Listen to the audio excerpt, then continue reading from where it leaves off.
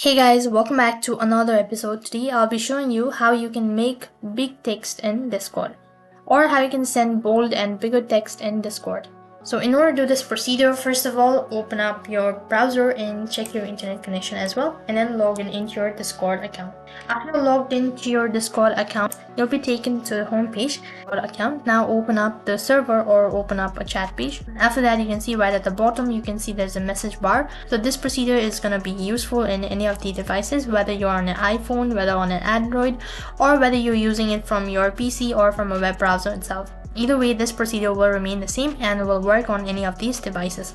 Now to enable a bigger and bolder text on Discord, first of all on the search box, first of all on the message bar, type in hashtag. After that, give it a space and type in whatever the sentence that you want to make it as a big text or a bold.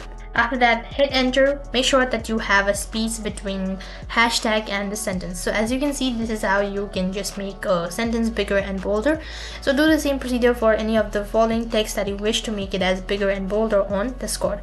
So in this way, you can make text bigger and bolder on Discord. That is all for this video.